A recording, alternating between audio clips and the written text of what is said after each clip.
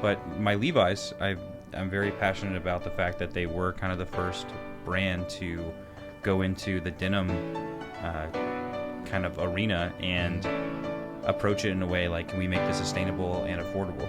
And I think that kind of business practice was important for me as a consumer. And I've been committed to a vegan lifestyle and diet for the past 13 months. And so trying to abide that into every facet of my life has been really challenging. Not necessarily the diet part, but more just the products I use, whether it's deodorant or toothpaste or the clothes I wear. That has been a really difficult challenge to try to, I guess, veganize, air quotes, your life, and just trying to make your life a reflection of your values. Welcome to Your Visionary Podcast.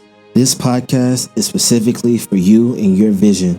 Get ready to grow. Let's go. Life is in the detour, so every detour we experience, that's an opportunity to learn something. You sell yourself. Doesn't matter if you're selling ice in Alaska or if you're selling sugarcane in Haiti. They're going to buy from you. Man, all of this knowledge is in captivity when it should be out in the world. He couldn't believe that I had 25 years, but the way I carried myself, you'd have thought I had 25 days left. We try to be something so great, and we forget that we're just being humans. We're human beings, and it's like, we're enough right here. Hey, what's up, everybody?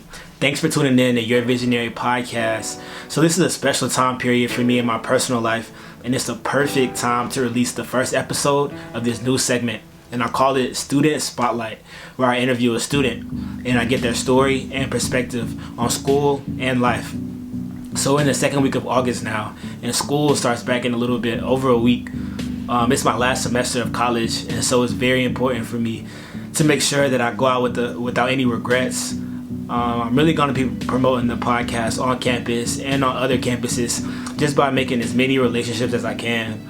And I want to share with y'all a personal goal of mine, just so y'all can experience the excitement with me as we work to make it happen, because I'm definitely going to need you guys' help, everybody who listens. So earlier this month, we just crossed the 2,000 subscriber mark, and my goal is to get to 5,000 by the time that the semester ends in December. And so that's 3,000 new listeners in 5 months.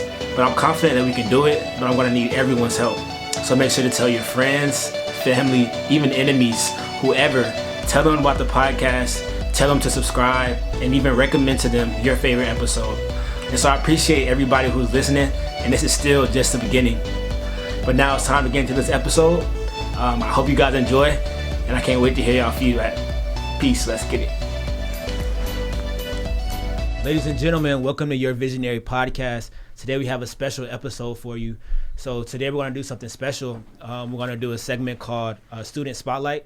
And so now season 2, once a month, I'm going to bring on some students either from Kennesaw State or just from other college campuses around my area.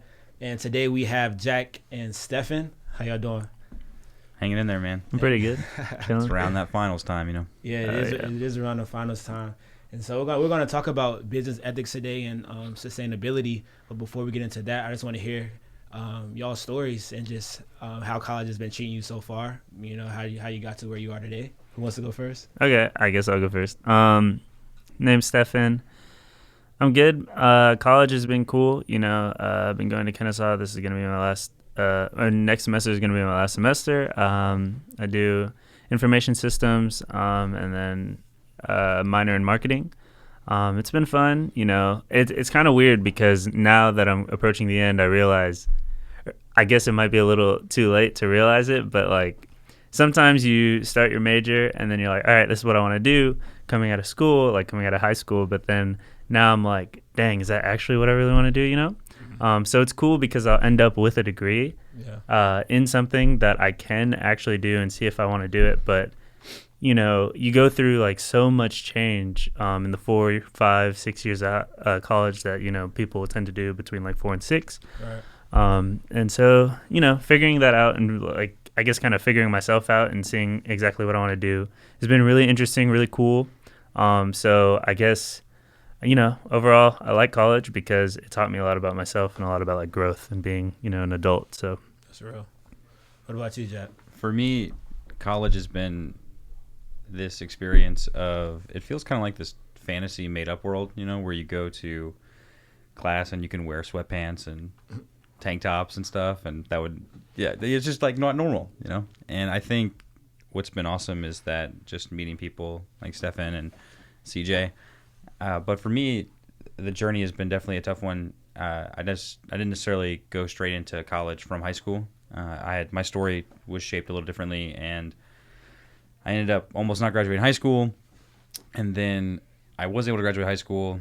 I took some time off, went to work, did some spiritual enlightening, trying to gather information essentially, and ended up going to school later on.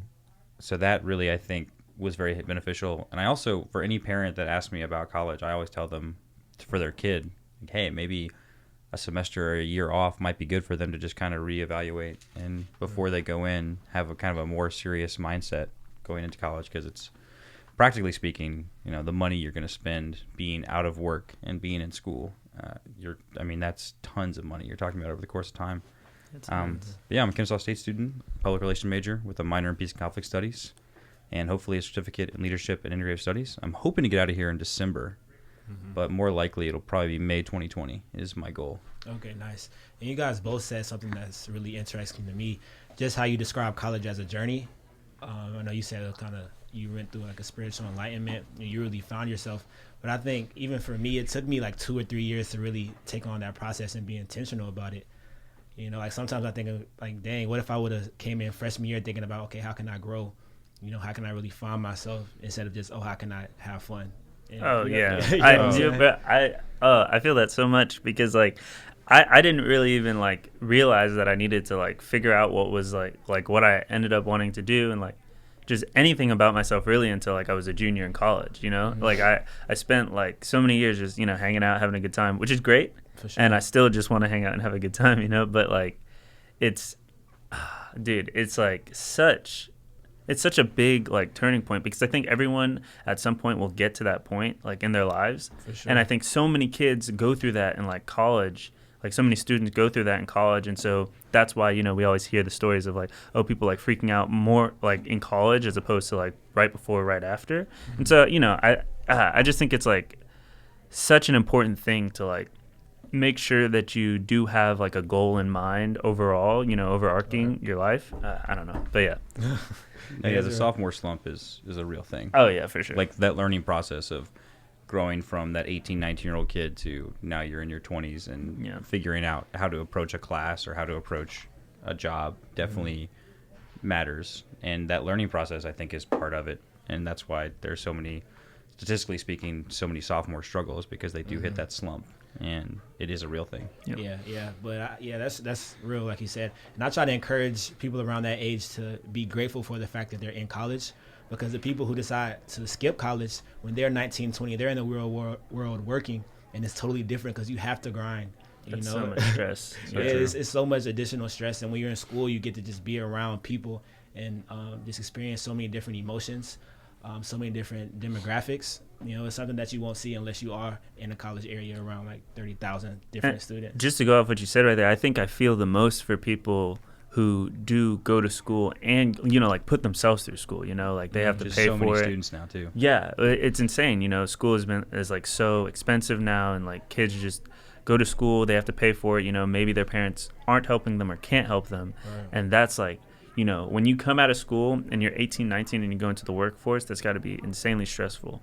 But imagine like going into the workforce and also trying to put yourself through school. That must be like nuts. Yeah, right. I couldn't imagine it. But today the topic we're going to focus on is business ethics. And so what made you guys passionate about that, or just like it enough to want to talk about it, on this platform? Well, I think for me, every decision I try to make as far as supporting a business or moving forward with a partnership has to be sound with a reflection of my values. Yeah. And obviously that's not always going to be the case. Like I have a polo sweater on and Nikes. And that doesn't necessarily mean that I support Chinese children making shoes. Right. Or I don't support wages or that are not livable, or the fact that I support cotton that's maybe not made, that's economically sustainable. Right. But my Levi's, I'm very passionate about the fact that they were kind of the first brand to go into the denim kind of arena and approach it in a way like, can we make this sustainable and affordable? And I think that kind of business practice was important for me as a consumer. And I've been committed to a vegan lifestyle and diet for the past 13 months. So trying to abide that into every facet of my life has been really challenging. Not necessarily the diet part, but more just the products I use, whether it's deodorant or toothpaste or the clothes I wear. That has been a really difficult challenge to try to, I guess, veganize, air quotes, your life, and just trying to make your life a reflection of your values. Interesting. For me, it's a little different. I think I just, I'm so interested in like what goes on like socially and politically. Like it's just an argument. It's just another argument, and it's like where can we draw the line? Like one of the biggest things for people personally is, if your favorite artist does something that you don't agree with, do you still support their music or their artwork? I think it's the same thing. It'd be a double standard if you didn't consider it when you go to Walmart and they're the largest gun retailer in the U.S. Right. But you say that you don't support guns, and so it's just an interesting topic and an interesting argument that I think it's something that we should all really consider. Because for me personally, I don't do enough research to know, because now like I think about it and I look more into it and it's like, well, what do I really support and what do I really stand for? So. Yeah, no, that's interesting.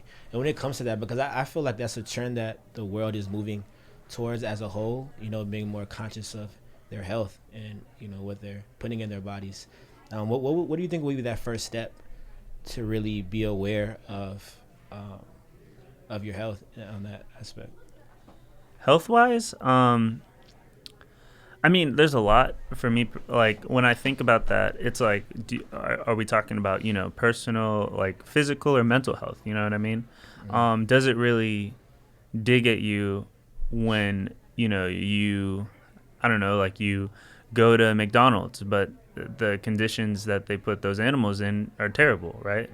But you like animals, or like does it bother you that people like Jack who they go vegan and it's like, okay, well they say I feel so much better overall. It helps me think clear. Right. I can sleep at night, things like that, like smaller things that you don't realize is affecting like your physical and mental health. Do you want to give up meat? Do you want to give up going to Walmart? Like I think it's really personal, and I don't think that it's like, I think it's a super complex subject. I don't think it's like very easy to answer, like where does it start? Because I think it starts with the individual. So yeah, I think Stephan hit on a good point about the convenience factor, for sure. The ability to say, I think right now, obviously, Chick-fil-A is facing a lot of backlash right now, seeing that people are coming out online, especially saying we're not supportive of their funding for, LGBT conversion therapy or, whatever craziness that's going on there. And it's like, okay, well, okay, but you can get a chicken sandwich somewhere else. Yeah. So that convenience thing makes a big difference as far as, well, this is the hill I'm going to fight and die on. Yeah. It's like, well, that's the hill you're going to fight and die on because it's convenient. Like I can get a chicken sandwich somewhere else, right? Right. But with Walmart, for example, it's like, well, I need to get groceries at a low price. Exactly. And I guess to answer your question though about where do we start, I think just individual research on what you believe in and what you want out of your product or life. There's a great app called Good on You that goes over like the environmental impact, the employee impact, and everything that shows different brands that maybe you want to believe in. Yeah. Emma Watson is an ambassador for it. Huge fan. So yeah, so that's a great app, and it shows you kind of clothing or different products that are able to kind of abide by what you look for. But yeah, individual research I think makes a huge deal. Maybe some people aren't vegan, but they care about, is this organic cotton or is this how are their business practices? Am I supporting a company that maybe stifles growth for the employees? Maybe they don't offer health coverage. So I think just individual research on the companies that you believe in. And I think we do so much voting with our dollar as well. And so as the consumer, we have such a huge influence when it comes to how we can shape businesses, because in a capitalist society, they care about where our money's going. Exactly. And so if we are able to infuse that with our values, then that can make a huge difference for business ethics. Yeah, that's real. And what would you say to someone who feels like they're just like a small pebble in a huge pond, and you know their dollars don't really mean anything? You know, because I feel like that's something that a lot of people think, but in my opinion, there's truth and there's, you know, it's false at the same time. So what do you think? Okay, so a little bit like going off of that, I try to, or I think about that the same way I think about like when people go through anxiety, right? When you struggle with anxiety, you tend to feel like you're alone, but so many other people feel the same way.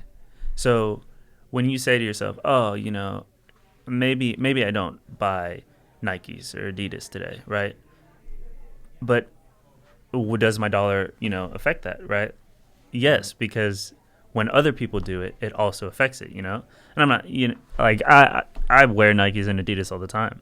But if that's something that you don't want to do, yeah, you might feel like I personally don't make a difference, but it's the same thing that we think, you know, when we go to vote. Like, does our vote matter? Yes, because when everyone does it is when it begins to matter, you know? Yeah. And so if you want to make a difference, even personally, like you don't, you know, you're afraid to speak out against it maybe, right? But then when people start noticing, hey, why don't you do this? Well, this is why. And then they might start to think about it. So then it can become like a snowball, compounding effect. So yeah, that's cool. I think as far as feeling like a pebble, there has never been a time in history where we have had more influence on the people around us because we're so interconnected.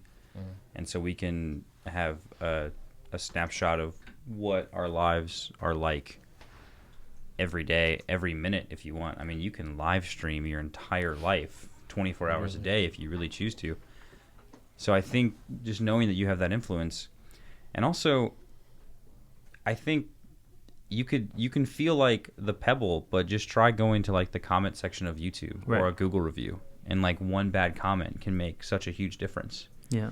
And so I think knowing that you have the power to influence companies or businesses just with the power of a comment, or even just on Twitter, just saying, hey, I didn't like that you guys did this. Is there any way to fix it? And customer support usually will reach out if it's a big enough business, you know? So I think feeling like a pebble is often how we feel because, I mean, whether it's school system or the workplace, we're trained to feel isolated and alone because it makes us less powerful, and that's why people don't believe in unions, for example, or they try to convince you that you shouldn't believe in unions because it gives people power. And so I think, you know, as an individual, you are very, very strong and have a lot of influence. And so knowing that, especially with the scope we have of social media and online, your influence is huge. Yeah, I think I really like what you said about the YouTube comment section and stuff like that, because I think a lot of individuals just don't realize that just even bringing it up once might spark the conversation. So, you know. Yeah, no, that's real. And so, what businesses do you guys feel like do a great job of making their ethics known? So there's a great restaurant. It's Black owned.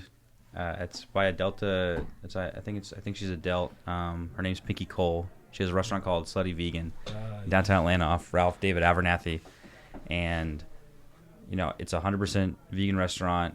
The employees all have staff meetings before, and you can watch the interviews on their Instagram, and it's amazing. You know, I mean, these people are crying, talking about how much they love their job, and I think just that it feels like a family up there. And when you walk inside to this brick and mortar shop, I mean, the line's out the door, right, for 2 hours, but you walk inside to a room no bigger than this, and they make your burger for you, and they're playing Lil Jon and Ludacris and all Atlanta artists, and all the employees just love that environment. And I've talked to Pinky Cole, the owner, and I'm totally in support of her. And that's just a restaurant business, but yeah, that's one right now in Atlanta that I really really support and love, and I've been there a couple times, and I think their practices and how they approach things is amazing. Yeah, and it's on a rise too. And Yeah. I'm Huge. interested to see how they keep that impact as it scales, because I think a lot of companies have growing pains.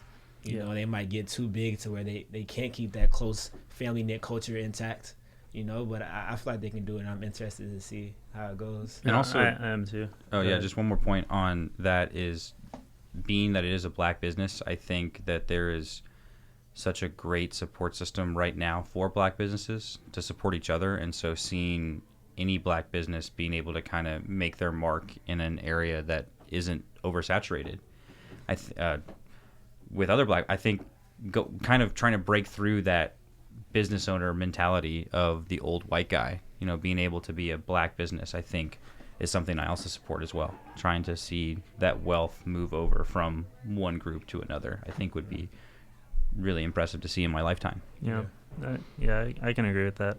I don't really have like a specific one, because there's a lot of like different things that I've seen growing up. Like, so I won't really pick out a business, kind of like Slutty Vegan, but I can say, you know, like when I was growing up, I didn't have a lot of like knowledge but freerice.net was like a place where you could go, or it might have been .com, but Free Rice, it was a place you can go where like if you answered questions correctly, then for every question you answer, you could give like rice to people who need it, which I thought was really interesting, because we live in a first world country where we have access to internet, whereas they, you know, need rice, right? Like they need food. And so it gives us the incentive by getting smarter, you know, like use our knowledge and give back with just our knowledge, which I thought was really incredible. Tom's, you know, the shoe brand, I like the fact that, you know, when you buy a pair of Tom's, they send a free pair of Tom's to someone who needs shoes. Or even like a business owner like Tyler Perry, you know, I think that he really did a good job of incorporating like family values and, you know, picking a lot of people up. Like a lot of his actors are people who, you know, needed help, you know, as opposed to even being an actor. Like people who necessarily didn't even want to be an actor, didn't think that they could, you know. He would be like, hey, you know, let me give you a job. You know, people who are on his set are people who really needed help. And so it's just things like that, you know, because when you say like growing pains, right, Tyler Perry's huge. Mm-hmm. Yeah. So, you know, there are probably things that he does that you may or may not agree with, right? But at the end of the day, it's like that core value. I think that a lot of businesses and business owners can take a core value and drive it home for like a good reason or a good cause. Yeah, that's real. And I like how you. Oh, for me. Yeah, for you, CJ. What about you? What's a business that you support and you like their ethical makeup? Yeah, for me, I'm gonna go with Delta Airlines. Interesting choice. Yeah, I like their mission statement, purpose statement, which is build as we climb. Mm-hmm. And so they're all about growth, but they're all about togetherness at the same time. And so they have over 80,000 employees, but all of their employees are happy, and they make sure that they keep their employees happy. And I had a job with Delta one summer for like 3 months, and just seeing the company culture firsthand, it was amazing for me, because I was always against, you know, like huge companies, because I thought they treated their employees bad. But Delta is one of those companies who doesn't. You know, their CEO sends out a newsletter every week, just, you know, talking to the employees, saying what's wrong, you know, and then also giving insight on what's going on at the top level, you know, on the executive board level, because a lot of the times when you have 80,000 employees, they don't want the lower employees to know what's going on up top. But I feel like with Delta, they were very transparent, and I think that's important in a company culture. So for your ethical makeup, what about transparency and honesty, ingenuity got you to that point for feeling like, if I'm going to support somebody, or if in my own life, transparency and honesty is important to me? How did you get there? Yeah, I got there just by just experiencing life and experiencing all the negativity that goes on in business. And so that kind of just had me biased, you know, towards smaller businesses. I always liked smaller businesses, because I thought that the larger ones were always hiding something. And so that was just my mindset But I think just experiencing life, and as I grew and as I got a job at Delta and experienced how it was, it just opened up my mind. Like, wow, this company really cares about all 80,000 of their employees. You know, so I think it was just experiencing. Yeah. Cool. Good question though. I like how you asked me a question. I don't get that a lot. All right, I'm always. I'm all about reciprocation for sure. Yeah. I love asking questions. Yeah, no, that's real. And so, about when it comes to sustainability and business ethics, talk a little bit about that. So I know you do care about that. You know, you care about where stuff is coming from, and when it comes to outsourcing, how those employees are being treated. Right. So I think I recently just Marie Kondoed my whole place. I got rid of just, I mean, suitcases and suitcases of clothes and bags upon bags. I mean, full bins. I just got rid of, all this stuff, and I'm down to about, I have 3 pairs of pants, one suit that I really like, that I just got recently for a wedding, and I mean maybe 20 shirts. Wow. And so trying to kind of reevaluate what's important to me and what is sustainable for that, because I can't wear 75 shirts. Right. So I'm not going to. They're just going to sit there. Mm-hmm. And I think, having that kind of minimalist mentality. But moving forward with that was the first step, I think. But kind of getting to a point where the clothing I buy forward, is it something that is very little impact on the environment? Does it use very little water to make it?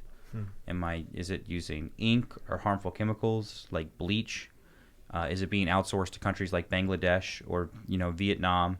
Are they destroying communities by having these major corporations outsource into a country like Bangladesh, where they're destroying the water system because they're having to bleach all of these jeans or clothes? So knowing about my own clothing choices, I think for me is the next step moving forward. So that's why I'm trying to, look at this app, Good On You, and when I make a future purchase as far as clothes go, I mean, even just starting with like socks and underwear, just like those kind of things, where it's easy. For a long time, it was like I would go to, Walmart or whatever, right, and I could just get a pack of the 10 not so great black socks that are $4.99. It's like, okay, if they get a hole in them, I'll just throw them away.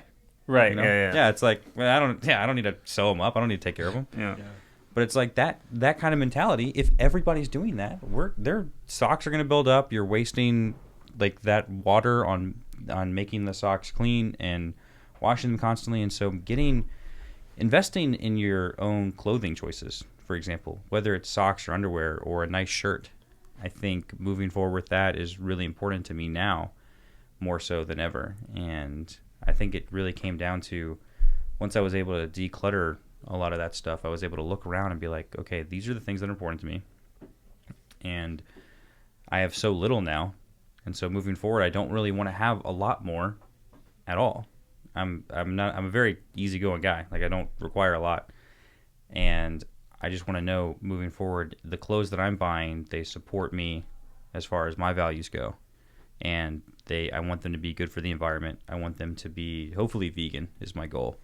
I'm trying to veganize my lifestyle and making sure that moving forward. And so I don't really have a good answer as far as a company moving forward, but I do know that if you look at what you want out of your clothing or what you want out of your grocery shopping, doing that individual research is going to get you there. Maybe that's going to Whole Foods for you and supporting Whole Foods. Maybe that's, even though it's a much bigger company, maybe it's going to that mom and pop shop. But the point is, like, just do that individual research and figure out what is important to you. Yeah. Sustainability wise, so are we talking about like for a business, like how a business should be sustained, or like more in your personal life? I would say, how are you implicating sustainability in your life? If well, well, I'm not doing the clothes thing, but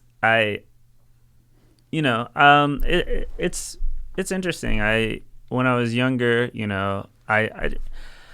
you learn so much when you grow up, like when you look at your bills and you're like, wow, why is the water rate so high? Or why is my electricity bill so high? And I think, just having to pay bills nowadays, I use less water, use less electricity, turn the lights off when I leave.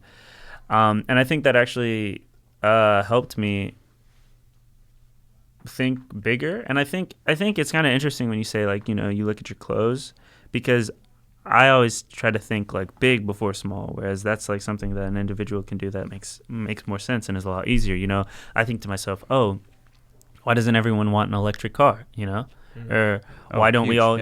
Yeah, like why don't we all use solar panels? Like that. Like that's the kind of thing that I work towards, like to have. I think my biggest goal has always been to live on a place, like live in a not an area, but like literally have my property be self-sustaining, whether that be, on a farm, but like I could, if my house had solar panels, if my car is electric, like, I'm not, my carbon footprint is so small. And so that is something that I work towards, but it's actually very interesting finding out that, you told me that you got rid of everything, but you didn't tell me like moving forward, you're trying to make all of your clothes like, I guess, organic in a sense, like I want them to be environmentally as little impact as possible, right? Right. And I would love to have an electric car, right?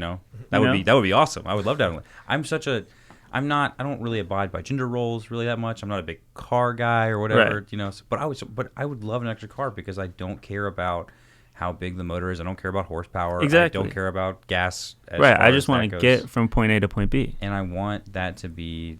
As I don't want anything that I put out in the air to affect anybody else, because that emission is going to affect people all over the world, not just in Atlanta, not just in Kennesaw. It's going to be worse for the smog in China. It's going to be worse for the smog in Atlanta. It's going to impact people in Denver, Colorado. So I want something that has as little impact as possible, because humans have done a great job of trying to destroy everything around them already. Right. So that's the way that I look at it. I grew up, I have like a Jamaican background, so like we already grew up growing like fruits and vegetables in the yard and things like that. So, I just try to think as big as possible and then work towards those goals, because I feel like as an individual, I can have power if I, can show you, you know what I mean? So like if I can get to a point like that, then maybe that might inspire someone else to do the same thing. So yeah, it's dope. And so, fellas, since this is your visionary podcast, I want to hear about your vision. So how do you visualize implementing sustainability in y'all's lives in the next couple of years? So for me personally, where I want to be in the next couple of years, I want to be in a good spot, and I think to elaborate on like that good spot, I want to be in a spot where I can make a difference for other people. I want to be able to help others, with the struggles of being like a student.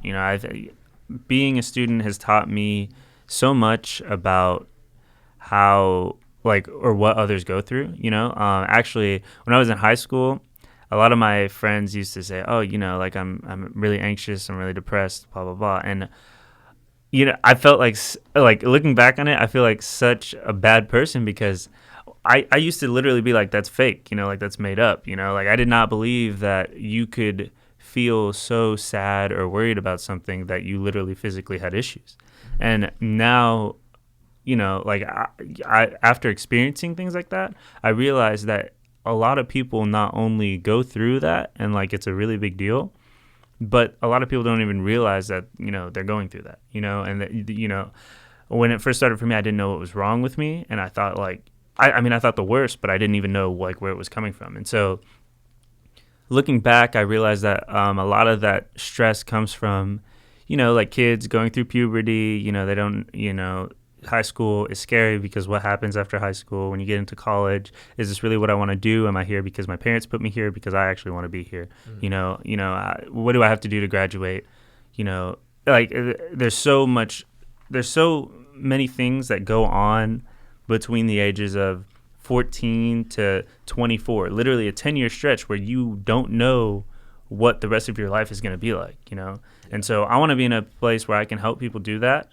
Or, not help people figure it out, but help people be aware of, what's going on with them and make sure that, they're comfortable. And sustainability wise with that, like, I don't need like a lot, you know what I mean? Like I don't need a lot for myself because I think individuals, we don't need that much to survive and live a good life, right? And so I just want to be in a spot where I can, have the rest that I need and just help others with whatever they're struggling with, because I think it's really important. And I think especially a lot of adults, like a lot of parents, don't realize what's going on with their kids. And so, I think a lot of our anxiety comes from probably like social media, because we're the first generation to really, really experience like the internet and social media. And I think that a lot of kids will look at, okay, this person has $1 million and lives in the craziest house and does the craziest stuff all the time. I want to do that. Well, how do you get to that point? Well, I don't know. Well, you need a plan. I actually look at Lil Yachty, and I think that he's a genius because his mom would always tell him, you need to have a plan, as opposed to parents telling you, oh, you need to do this, grow up like this, go to work, go be a doctor, go be a lawyer, right? His mom was just like, look, whatever you want to do, you need to have a plan, and you need to follow that plan. And he did. And, within a year of making music, he's set for life, And I think that is so important to just let people know that, it's okay. Life is hard, but as long as you have a plan and can follow your plan, it's doable. So, So I love that. just quickly, when you say you want kind of to be an outlet or to have awareness about growing up and having people in that 14 and 24-year-old span, was there an experience that shaped you to want to be that for somebody? Where did you feel stifled in that area or during that time frame?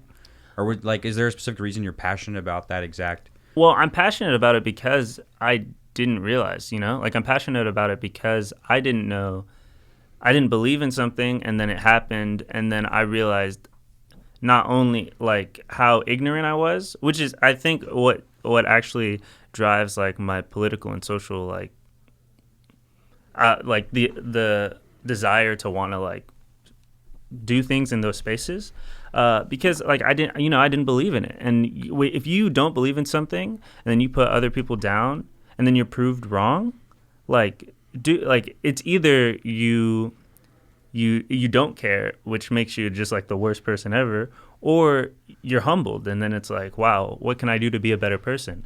And I think it's important because I know that I didn't believe in it and it happened to me. So many other people don't believe, so many other people don't know what's going on with them. So that's why, like, because as a person, like, I wouldn't want anyone to get to that point. A lot of people go to jail. They say, I wouldn't wish that on my worst enemy, to go to jail, go to prison, right? I wouldn't wish mental issues on anybody, because to not know what's going on with you, like, I can't help you know what's wrong with you, right? But you don't even know what's going on. That's so, like, you feel alone and you feel lost, and I don't want people to go through that, because life is short, and so to struggle and not even know why you're struggling is just insane to me. So That's great. For sustainability, I think as far as my own visions and my own passion and dreams, I would love to have my own music studio. I think would be great. I think harboring a place in an environment where an artist can freely come and create their own music, and that music is theirs, as opposed to the industry or a studio keeping that and keeping their intellectual property, which no one should be able to own in the first place, because the record labels worked with lawyers early on and figured out how to manipulate the system, which is ridiculous. And I think giving that power back to the artist, I think, is important to me, because I've always just firmly believed in standing up for people who were disenfranchised and people who didn't have the ability to fight for themselves or didn't have the understanding to fight for themselves, which I think is why education is important. Not necessarily maybe in the schooling regard, but I think the education of the self is one of the highest forms of humanity that you can attain. Yeah. So definitely my music studio would be great. I think another thing would be awesome was talking about the kind of having a business model of having maybe vegan clothing, but also makes it look good. So something that's environmentally Yeah. sustainable, But looks like Ralph Lauren. while yeah, that makes it look good, you know. And I think that would be something, being able to showcase that this is possible and showing people that sustainability is something that can be attained, and it's something that can be something that people like and enjoy, and something that is profitable, I think would be also very important. And then lastly, I would love to own my own restaurant. Would be great. So those are just 3 things right there. And one of the things that I think is so critical, well, legislation on how the producer of waste is handled is vastly important, because if you require companies through legislation to follow certain standards that impact the environment, that makes such a big difference, because the law can actually help protect the environment. And so even things like single-use plastics or straws, like I would love to have my own restaurant that showcases that we don't have to throw away 10 trash bags a day, or we don't have to use grease out of this giant vat, or we don't have to use straws that are plastic. You know, we can use metal straw. We can make a sustainable environment in a restaurant that maybe it's a vegan restaurant. I don't know. Maybe it's a gluten-free bakery. Yeah. Who knows? But something that showcases that it can be environmentally sustainable and profitable, and it can show the world, like, hey, this is something that's possible. That's what I would like. And a lot of that comes from my own background of wanting to stand up for people that don't have the ability to do so themselves. So I do want to ask you about going back to owning a studio that people can come to. So as someone who actively makes music, how do you think, or how possible do you think it is? How feasible do you think it is to do that? Because by the time that you have everything you need to do to, own a studio, I mean, I can just be on my laptop and make music. You know what I mean? I can buy some monitors and buy a microphone and be a professional.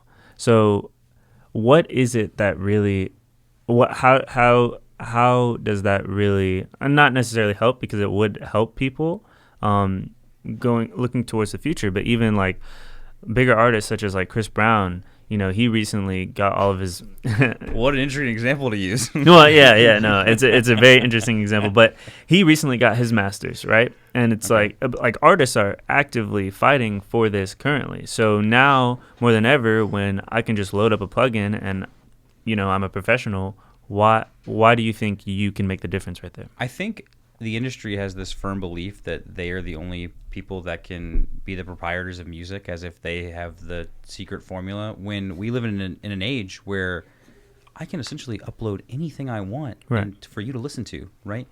The experience is that you have an environment to create your own music, and I don't own any of that. Essentially what it would be, the basement would be a studio, and I would use it as real estate. It would be like a lake house kind of setup somewhere near water. Okay, so you're saying that the people would come in and use the space all freely. Right. Yes. Okay. And so the whole point is that it's for artist by artist. And so the hope is that we have a place that you can come, that you can, a safe haven from the industry, away from the record labels, away from all the other studios, and you can just create your own music in an environment that you feel comfortable in. And none of that's ours. Like, if you want to upload that, if you want to stream that, let's do it. If you want to, if you want to edit that right then and there on your laptop, let's do it. Let's work together and move forward. Let's not get caught up in, well, I need a percentage of this, and, we need studio time, and we need this. And no, we just want, me and my business partner, Hill Elliott, who's an artist in Nashville right now, we want to have a studio, and also the name would be great, because his name's Hill, my name's Jack. It would be Hijack Studios.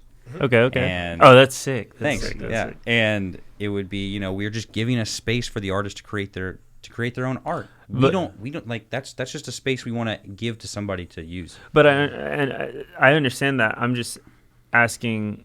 I mean, I guess it does make sense, because then you don't have to go out and like buy a computer, because you can just go to that space. Yeah. I mean, okay, hopefully it's for I mean, it could be for big artists or little art. Right. For really for anybody is the whole point.